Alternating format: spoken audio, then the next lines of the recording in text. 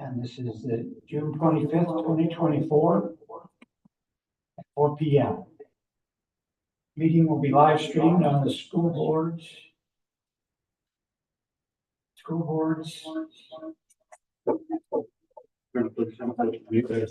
I'm not on. Mute. Says I'm muted. Muted.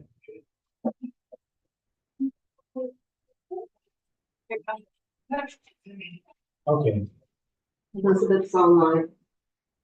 Elizabeth online, great. Yes. Okay, request for public comment should be accepted at 3:30 by sending your name, phone number, and topic to Robin.Cushenberry at Beaufort K through 12 at SC.US. And the agenda, first on the agenda is the Pledge of Allegiance. And there's a flag right here. Oh, there. I pledge Allegiance to the flag of the United States of America and to the republic for which it stands, one nation, under God, indivisible, with liberty and justice for all. Next item on the agenda is approval of the agenda. I have a motion to approve the agenda. So moved. Moved by Ms. You Bowman did? and Ms. Hay as second. Any discussion? All those in favor, signify by saying aye. Aye. Hey, aye. Motion carries unanimously. Public comment? No, sir. No public comments. First item, discussion of superintendent's evaluation. And we have with us today online, we have Ms. Elizabeth Hay, committee member. We have Ms. Ingrid Boatwright, committee member, myself, committee member. And we have Ms. Gordon, board member. Do we have any other board members? Dr. Dr. Watts. Laws. Of course, for charities. And we have our administrative assistants. The evaluation was adopted approximately 5 years ago. I was on the committee, one of these that was drafted up. We copied it, basically, Minnesota. You did well. Yes, we did drop the video. But basically it is the same. There's been some issues about it. I'm going to kind of open it up to the committee members. If there's any basic, on the basic items, the verbiage or ineffective, minimally effective, effective, highly effective. Are there any issues in the verbiage on any of the items? Right. Well, I mean, as I stated last year when I chaired this committee, I'm not a big fan of this instrument. I don't know what you mean in terms of how we grade it or in terms of what's in each box. What's in each box? Yes, so we went through it.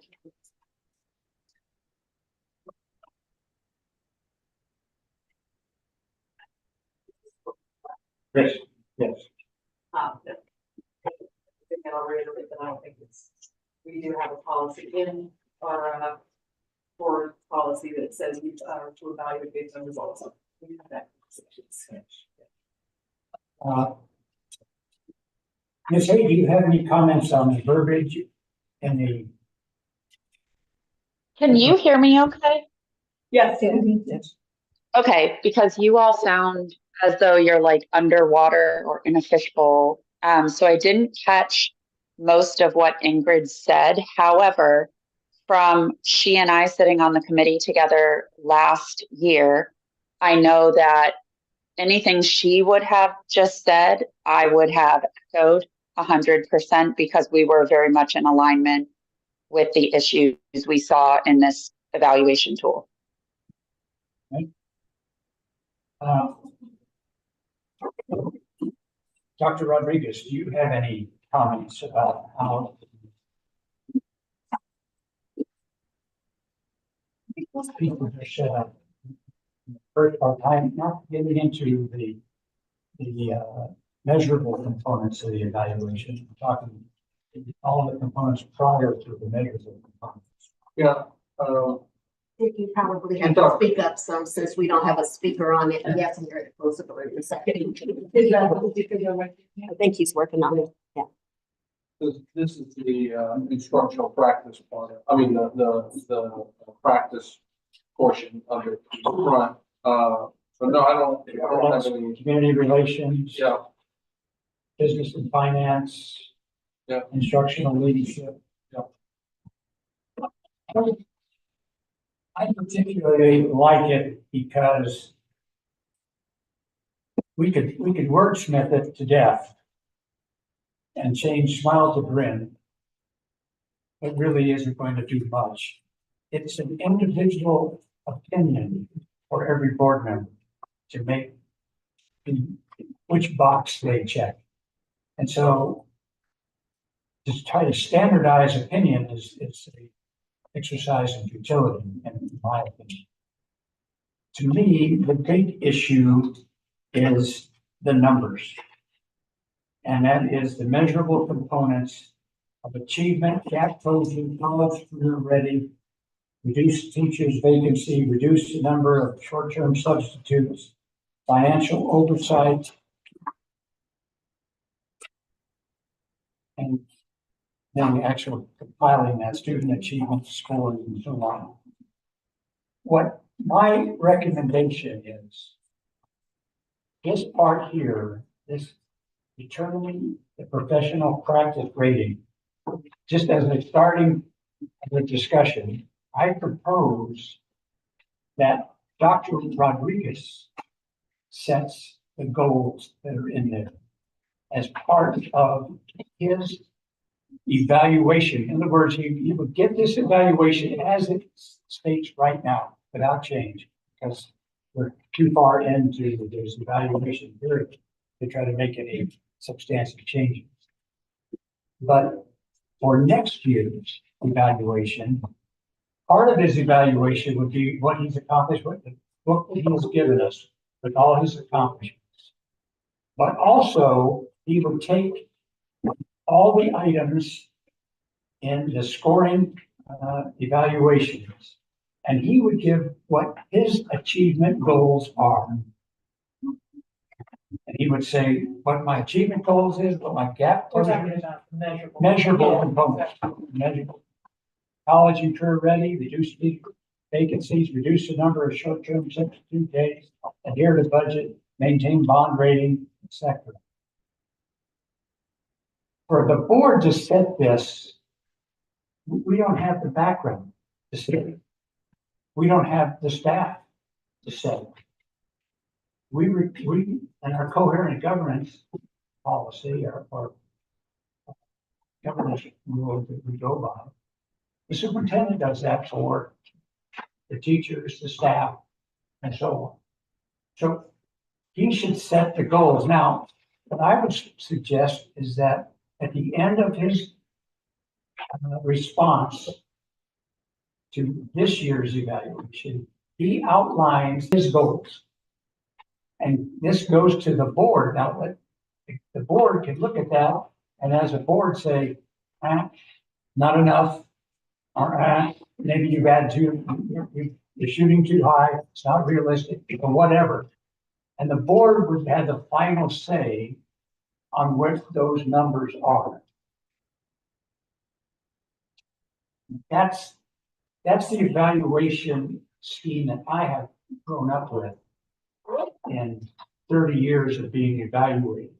Is when we have it was called an OER support form, Officer Efficiency Report Support Form, that I would give to my rater and said, these are my goals. These are my maintenance goals. These are my discipline goals. These are my training goals. These are my operational readiness goals for the year. And then at the end of the rating period, I would say, okay, this is what I accomplished based on these hard fact goals. These were not kind of the morale and other things, that you would look at as a goal.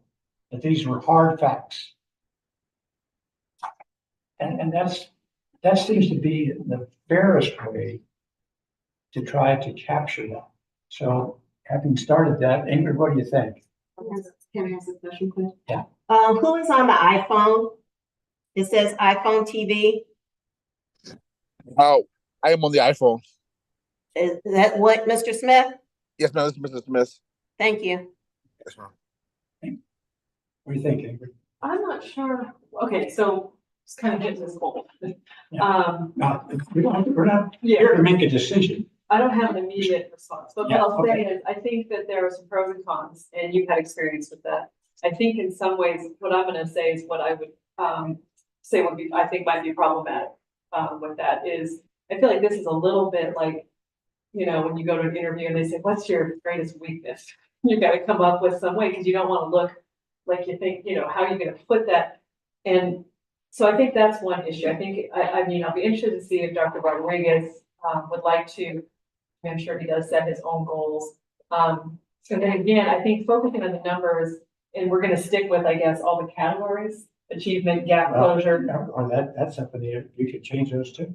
because those are tricky numbers. I mean, so I mean, I think before we talk about numbers, I'd like to talk about just a little bit about if we're gonna measure on student achievement, which I think is obviously important. These were goals that were set, teacher recruitment and retention. We've achieved some major milestones. We're doing much better than we were. So maybe we should look at a new goal. At what point do these goals roll off? Maybe he should go to that.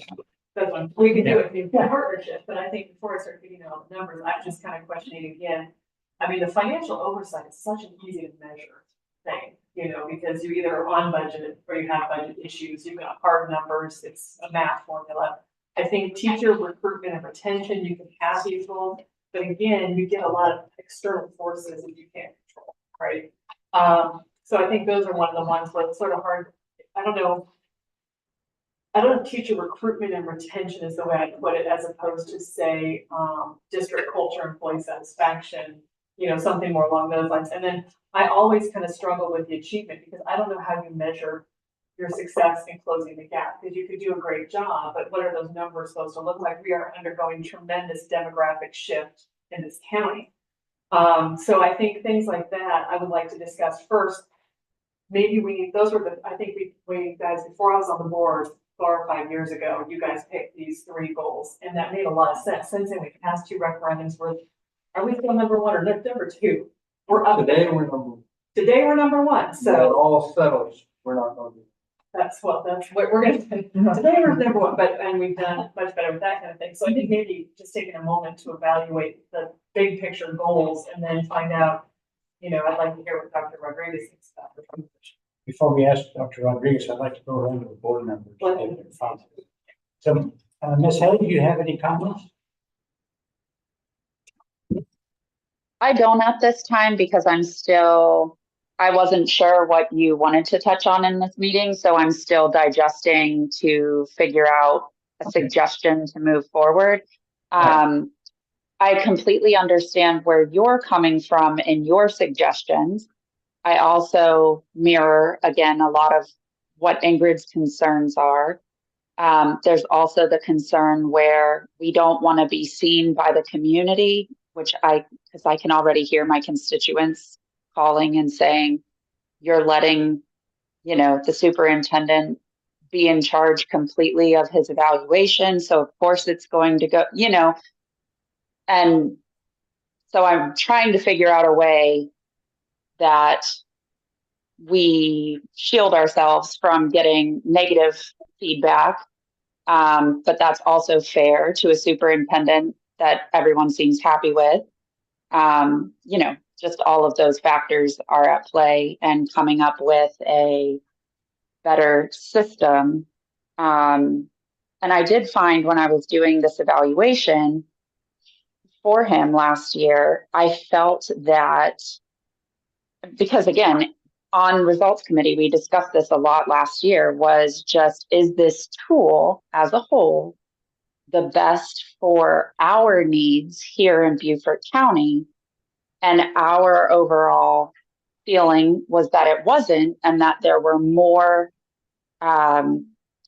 better tools in other counties that mirrored our needs or our concerns in this county.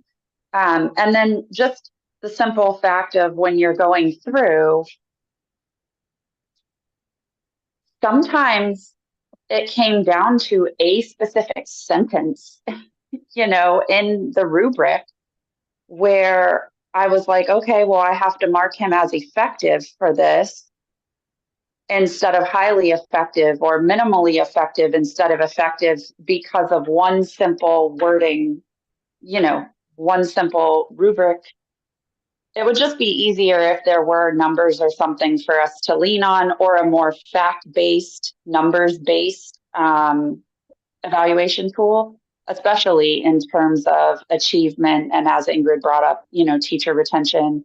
I do think it's a fantastic job to lean in on sort of satisfaction. Do they feel like they're part of a Beaufort County family? Do they, the culture essentially, because as we know, and we discussed a ton last year, is that culture really matters in a business. And that's one of the top 3 reasons people will leave, is because of lack of culture. So all of that to say, again, I just am trying to digest and work through to come up with a suggestion moving forward. Okay, thank you. Dr. Goss?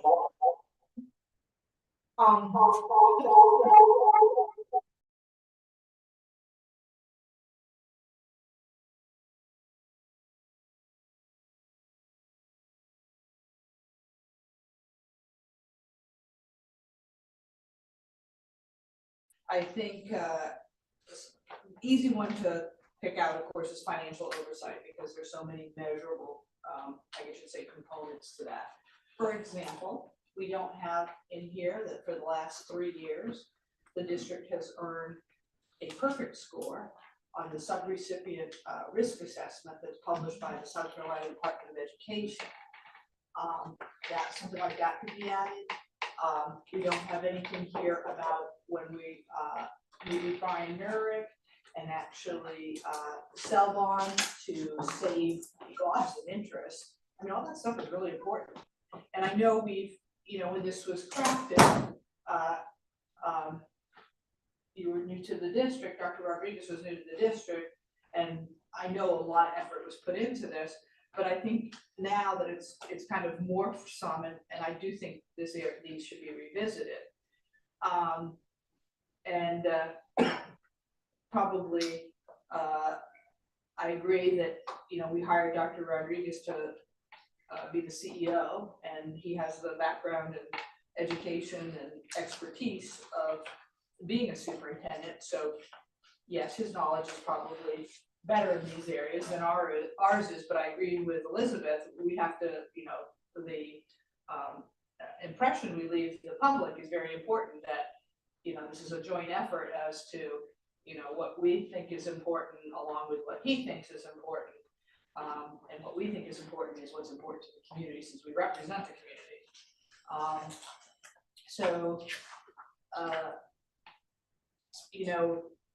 We also have modified this every single year, I'll say that, because COVID was the real reason, and the pandemic.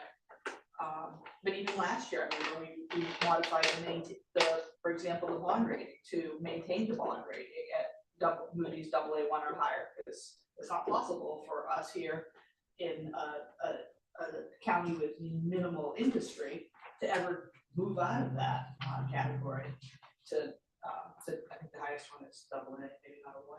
AAA. Okay. I don't think we can ever, I don't think we'll ever make AAA.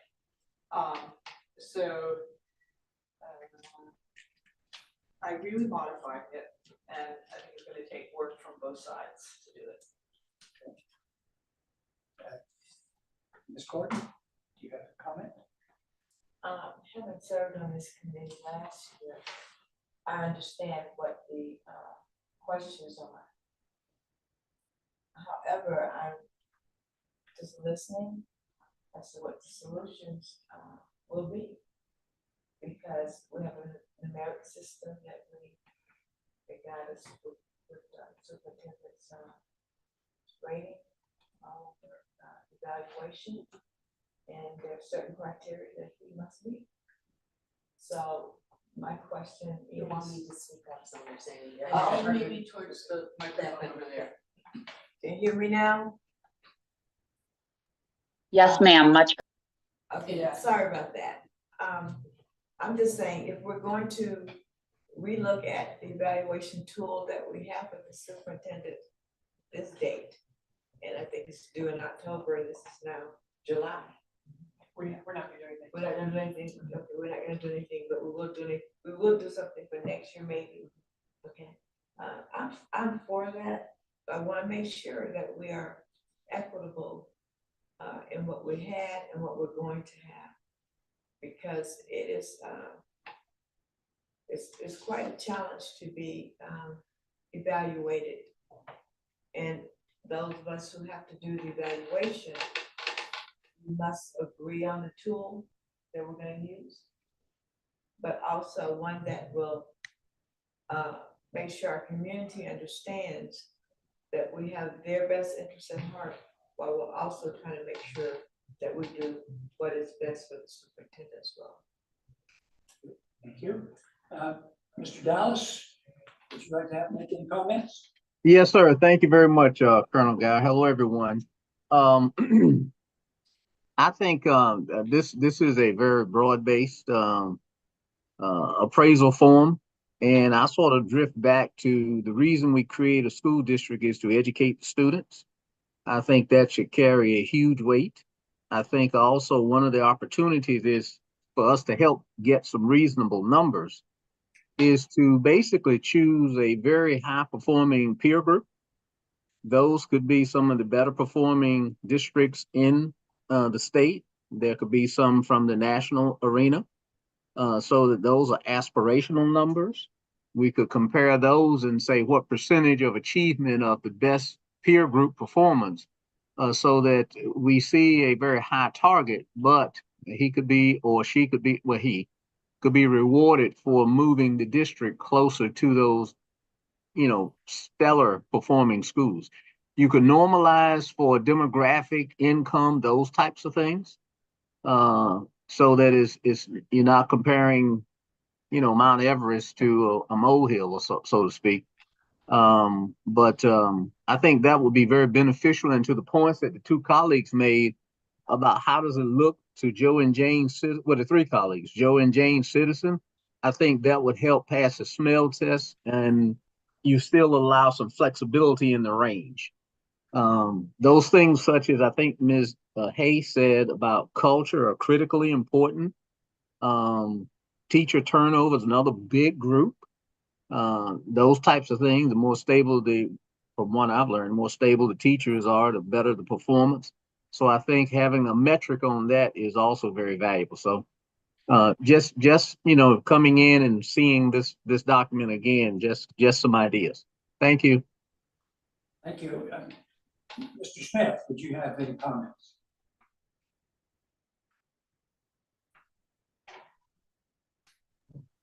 Yeah, I just been listening to the comments everyone has made, and I'm just gonna continuing listening, but I am looking for some improvement in the two in terms of teeth, and I just leave that there.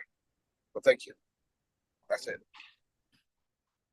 Dr. Rodriguez, you've heard from the board members. What is your comments? I've been pretty consistent with my comments, particularly on the measurable component as it relates to the student achievement component. And the reason that is a factor, right, is the following. One,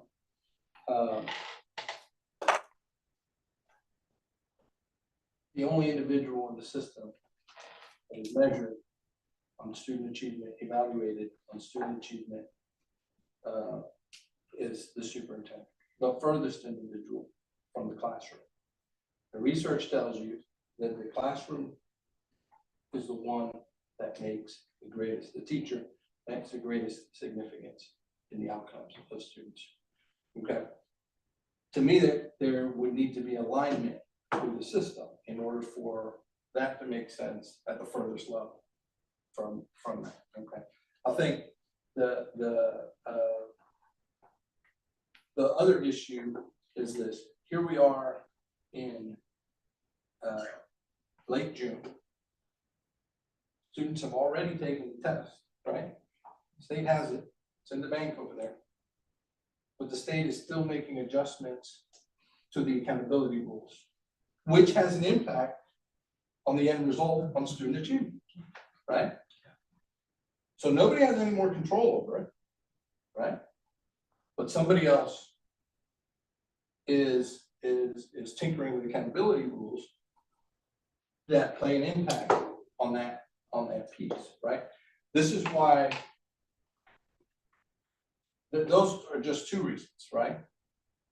There's more, but those are just two reasons on why that issue is a complex problem. I understand the comments about,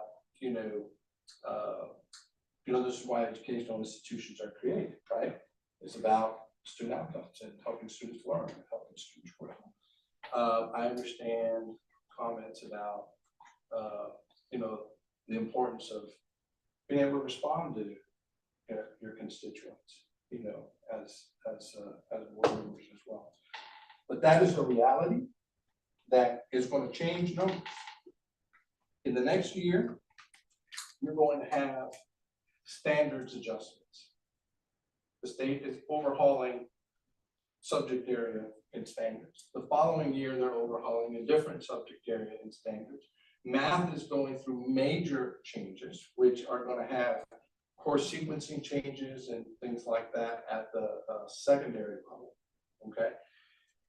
And so all of those things are going to play a factor. Now, it's been my experience in 30 years of education that whenever the state changes standards or whenever the state changes assessments, right, there are nosedives in achievements and that sort of thing. So you have impacts that are happening right now today as we speak for this year's assessment, which kids have already taken. Teachers are on vacation right now. Nobody's in the classroom other than kids in summer school programming, right? And these things are going to be impacted, right? I think the other piece is these upcoming changes that the state is going to make, right? And it usually takes a couple of years once those standards are changed or once an assessment is changed, right? To have that leveling where then begin to move the needle forward, right? Because it requires an understanding of the professionals in the classroom, an understanding of professionals in the system, right? To adjust and shift course to new standards. State knows that. This is why the state markets it and says, no, we're removing standards, right? Not just removing standards, it's adjustment to standards, okay? Instead of having 30, you might have 20, but all those skills in those other 10 are being filtered into the other 20 and whatever other adjustment comes out of it, because you're eventually going to have to change.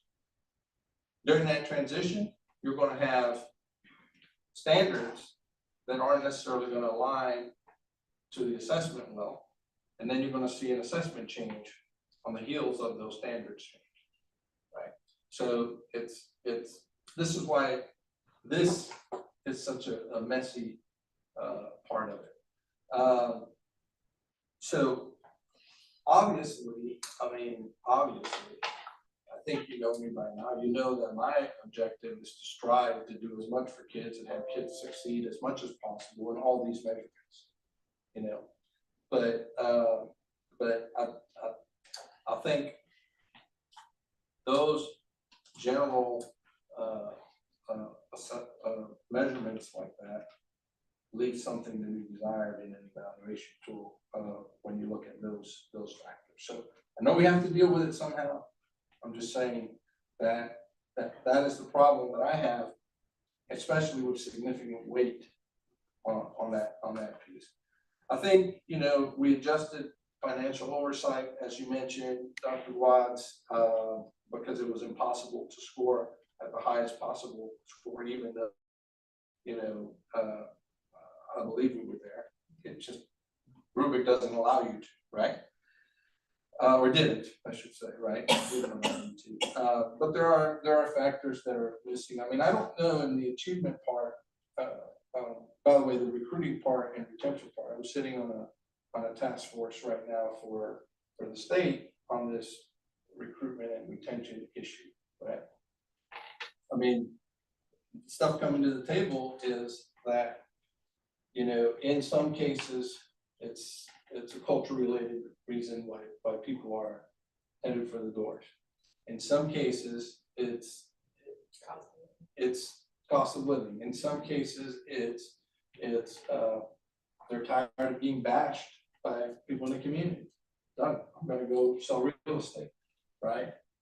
In some cases, it's the paperwork, right, associated with SPED is just enormous, right?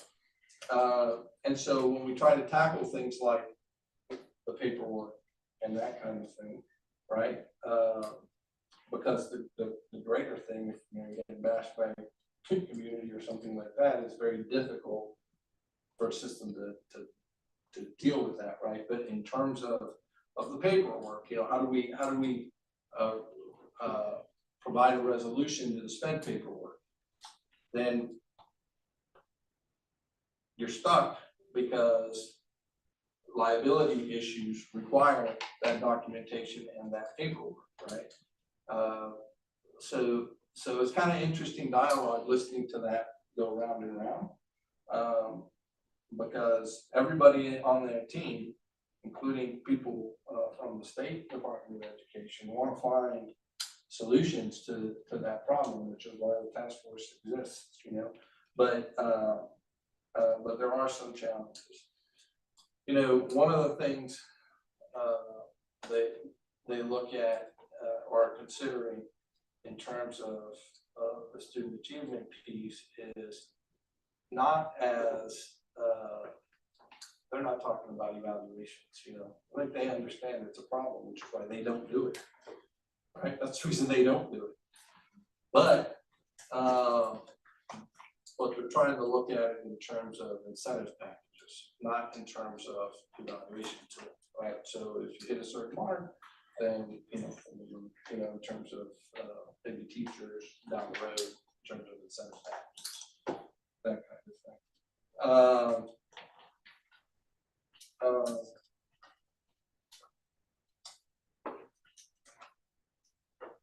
Yeah, I mean, I'm sure I'll think of some additional pieces over time after today, but those are the issues, that I've had consistently with the tool and the achievement piece. See if Ms. Hayes' hand is up. Yes, sir. Thank you. I was just wondering, and I don't know if this would help, just listening to what Dr. Rodriguez was saying about, testing scores being out during this time and such. Is there an option to back up his evaluation time frame by, let's say, 1 month? And does that even help?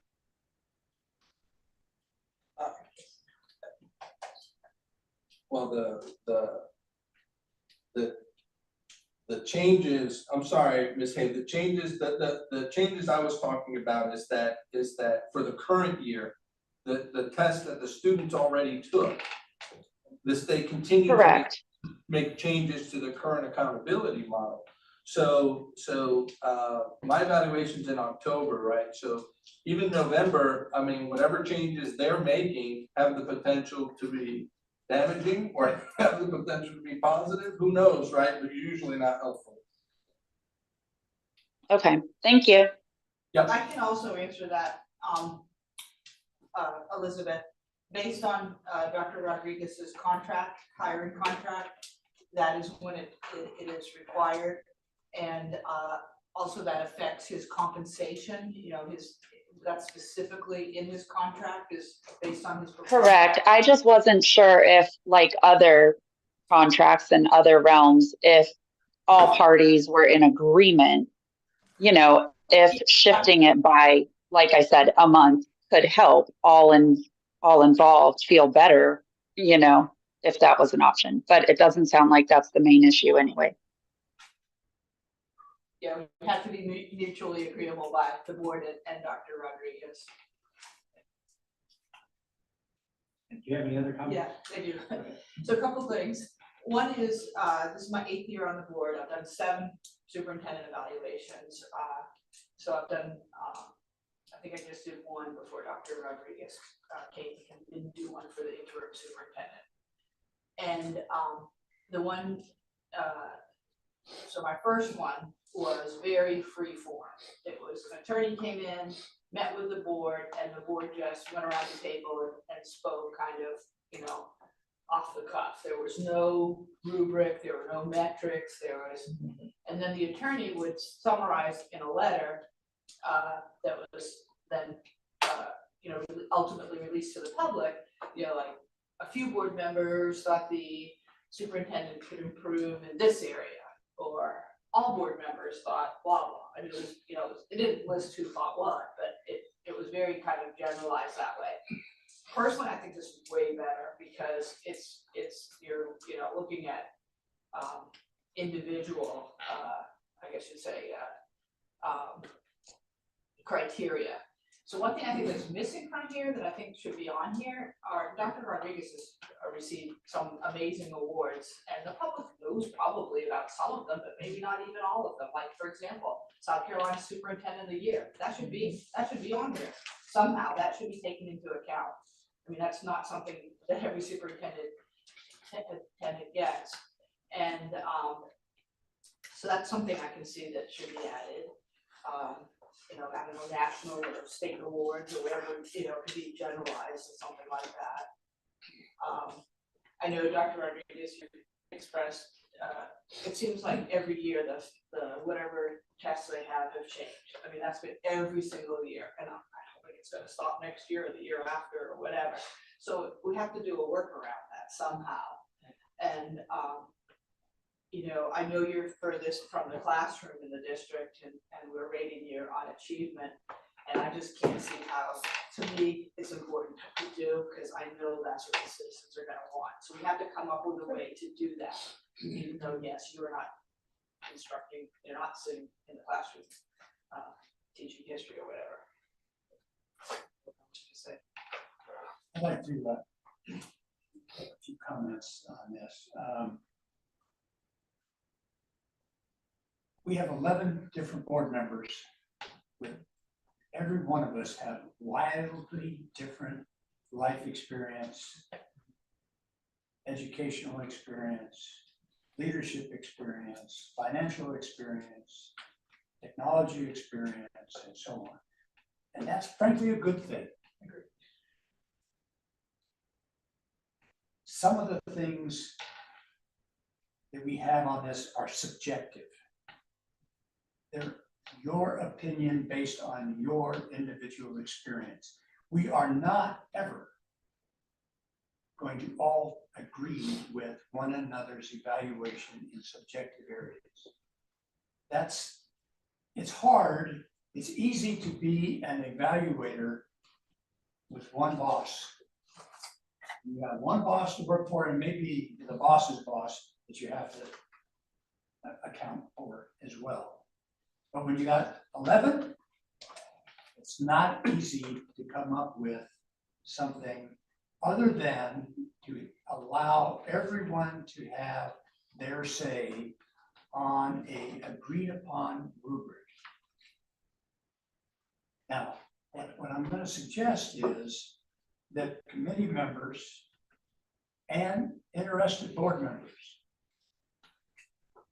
take this rubric home with them and mark them up. Mark them up. And let's say we have 30 days to do that. Take the time to do that. And in the end of July, we come together, we take all these pieces together, and the committee, with anybody on the board, go through and work by box by box by box. And we also ask Dr. Rodriguez to do the same. And then hopefully we can come to some consensus and then give by the end of August to the board. These are our recommendations for the evaluation for school year 2024-2025. Is that a reasonable course of action? The last year, 3 years ago. Ms. Hay, do you think that's reasonable? Yes. Okay, any other board members have any objection to that? Mr. Smith, do you have any objection?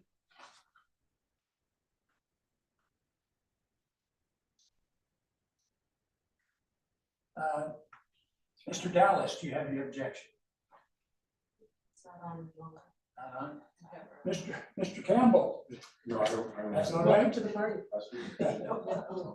Okay, good. Then we'll do that. We'll set up a time and for a July, end of July meeting for the results committee to do that. The second item on the agenda is the board self-evaluation instrument. And we have in the packet, if you put it up, a copy of December 2021's board evaluation, Board of Education self-evaluation. First question to the committee and to other board members is, do you want to continue to do that? Is there value in doing that? And so, Ms. Boatright, what do you think? So I joined the board in 2020, or yeah, 2020. Last one was December of 2021. Anyways, I only did this out of me twice. And the results were not really, we didn't do much with them. So based on that experience, I would say I don't see the benefit in replicating that experience. I would be open to discussing a different kind of experience, but I don't want to throw this back out there and do it once or twice, not really look at the results and just have it be, something that looks wrong. So we have a different approach, okay? Ms. Hay, do you have any comments? I would absolutely be open to doing an evaluation like this. I just don't know how receptive all other board members would be to the actual results of the evaluation. All right. Dr. Bloss, any comments? Sure, I can tell you, having attended the National School Boards Conference this spring with Earl, some of the programs I went to specifically were kind of about, what a good functioning board does. And definitely a self-evaluation is among those. Yeah, and we have it in our policy. So I'm not sure this particular, it has to be something quick and easy.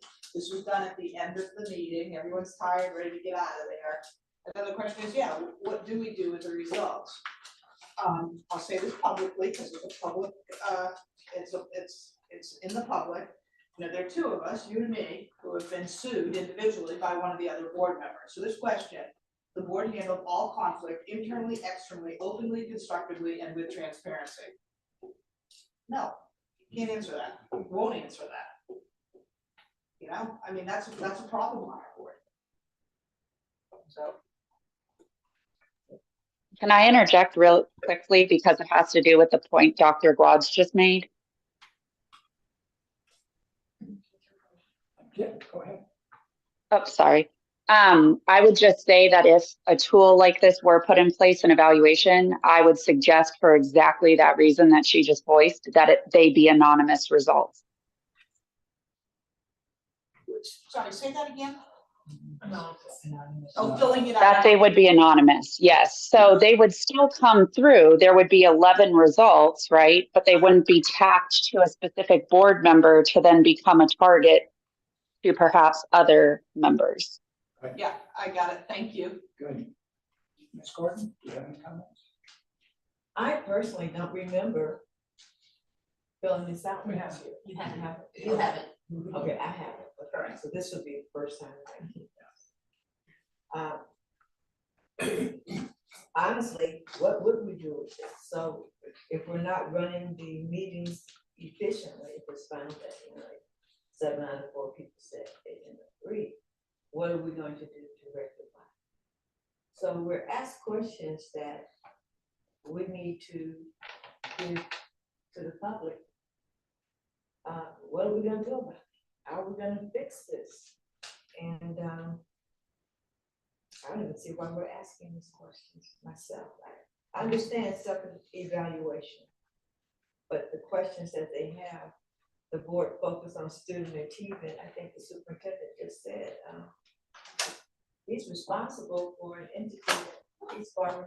So how do we really truly answer that? So I don't see the need for this, but that's just me. Mr. Campbell? I agree with Ms. Hay. Because I remember years ago, we did have an evaluation at the end of the meeting. And it was like, Going through you. So Earl, how, and since you've been the longest serving board member by a long shot, were any of those, did you find at any time that when you did a self-evaluation, it was, how was it utilized? The whole idea is, there's no sense in doing it if we're not gonna do something with it. And do you remember anything where it was? yeah, because sometimes it will get kind of personal, you know, and so it didn't work on. That's the reason why they got like that. I haven't had a chance to say anything. What was supposed to happen, what we were talking about doing is after this evaluation was filled out, we would have a retreat to talk about that. We were even looked at bringing in a facilitator to do that. Right. And then the lawsuit happened. And then the attorney said, hey, don't do that. Because there would be things that would be said that could be used for or against the plaintiff or the defendants. So that's what stopped it. Unfortunately, we're still not done with that. But I happened to come across this and going through some documents, and I thought we ought to at least bring it up to the results committee, because it was the results committee that kind of ramrodded that through last time. And I thought I'd just put it on the agenda to see what kind of feedback we get from the committee members and other board members. And it seems to me that we've got more work to do or come to a better time. And we're going to have an election, and we're possibly going to have new board members. And we will have this. Earl's not coming back to us. So we're gonna, maybe this is something that's kind of held in abeyance until after the November election. But it would certainly be helpful to come in a room and discuss our interpersonal reactions with one another.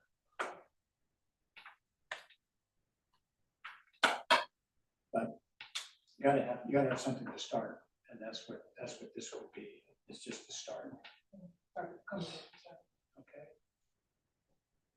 That concludes the agenda items. Is there any other items that we need to talk about?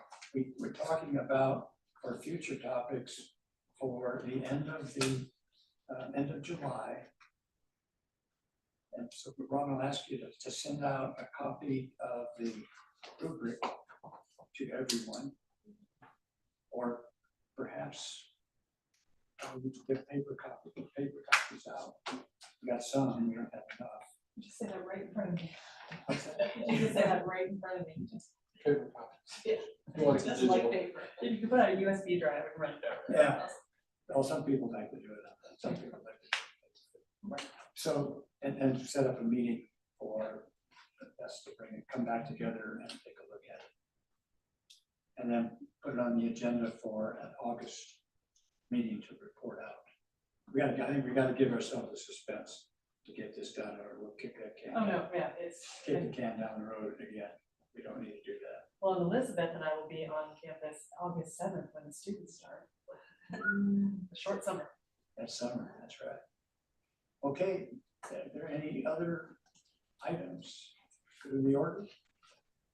Hearing none, by unanimous consent, we will adjourn. Thank you, ladies So and hang gentlemen. on. I think we do an Airbnb on that way. Yeah, Airbnb is. You review the place. Yeah. And they review, and you don't, it's not like they can't put theirs up first or respond to yours. They go live at the same time, so that no one's like trying to respond.